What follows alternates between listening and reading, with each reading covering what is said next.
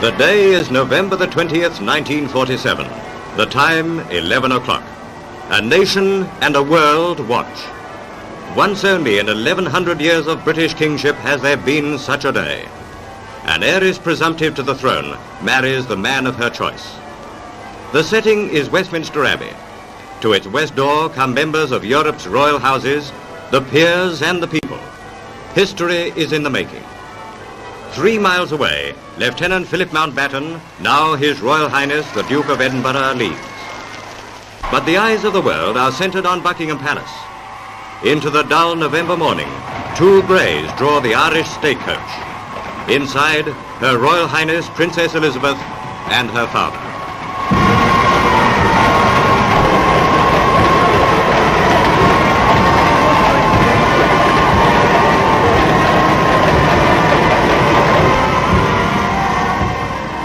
For any girl, wedding day is the day of her life. As the 21-year-old princess arrived at Westminster Abbey, it was her moment too. For Elizabeth, this was of necessity something more. From this hour, a new life begins. Mingled with her private happiness is the sure knowledge that she must now enter a widening field of public duty and responsibility.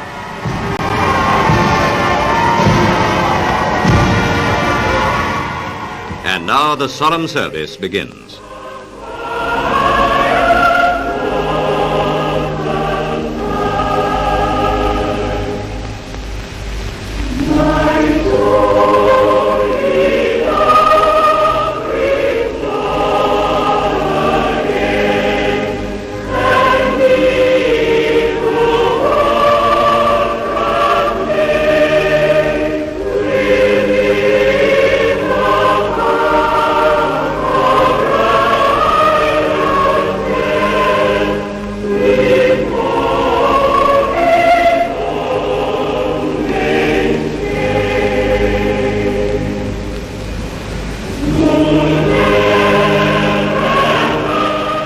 In this moment, charged with great meaning, the people of Britain and the Commonwealth joined.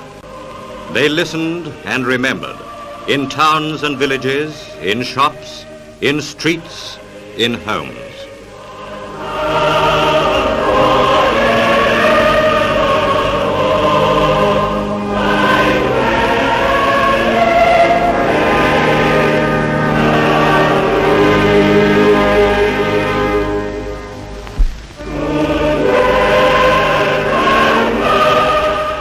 For Elizabeth's destiny is great, so great that even the solemn splendor of this great moment could not altogether overshadow it. She who may one day rule over Britain and the Empire shares this heritage with her husband.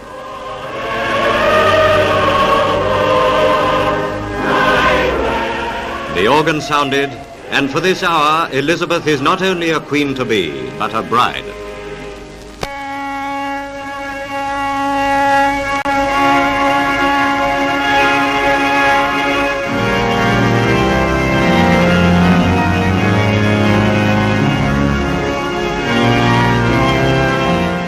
And now they are man and wife. The princess had been in the abbey for nearly an hour. What followed the service was the ornate pageantry of a state occasion. It showed that this was no ordinary wedding, but that of a king's daughter. Following the bridal procession came the bride's father and mother, and behind them 5 kings, 5 queens, and 8 princes and princesses. From Romania, King Michael and his mother. Norway's tall King Haakon. Boy King Faisal of Iraq, the King and Queen of Denmark. From Holland, Princess Juliana and Prince Bernhard.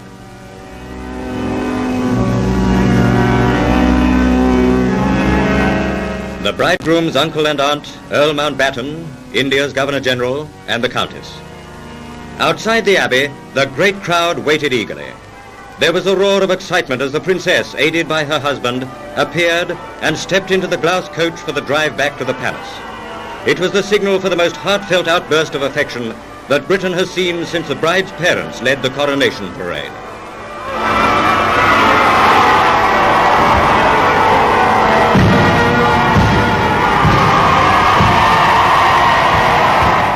The joy of princess and people was now complete.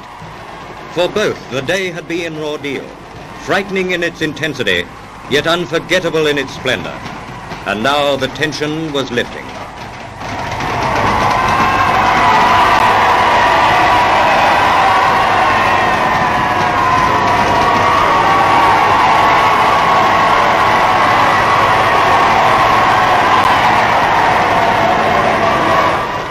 Despite the imposing duties that are before them, the young couple were filled with the emotions of intense gladness, which so many have enjoyed in this peak of human experience. And it was as any priest would have spoken when, in his address, the Archbishop of York urged upon the young couple patience, a ready sympathy, and forbearance.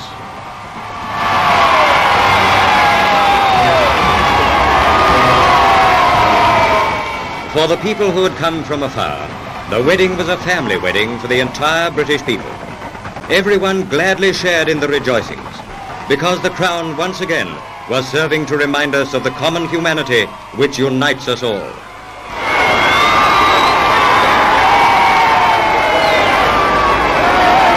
Outside the palace, 100,000 people surged forward in a solid mass. They wanted Elizabeth. They wanted Philip.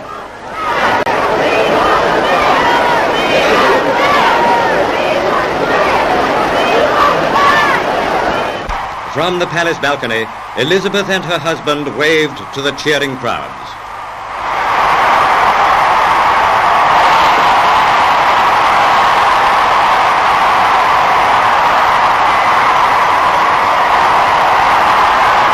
Excitement was at its peak as the King, the Queen, Queen Mary and other members of the royal family came out to join them.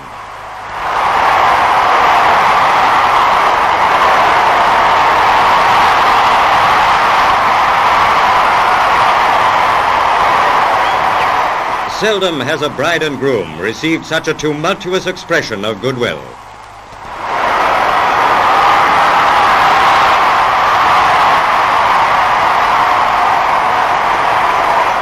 Inside the palace, the cameras were able to capture the exquisite workmanship of the bridal gown.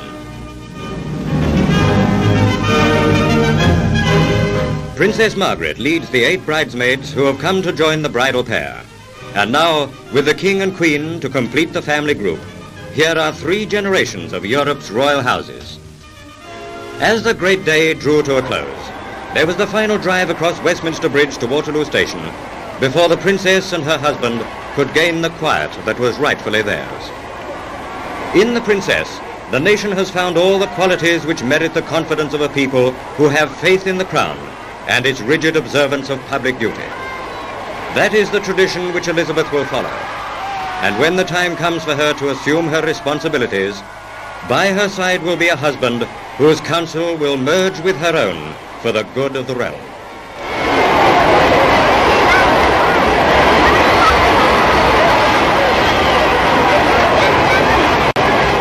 In that grateful knowledge, the nation and the Commonwealth will pray that the young couple may enjoy a long, happy, and fruitful life.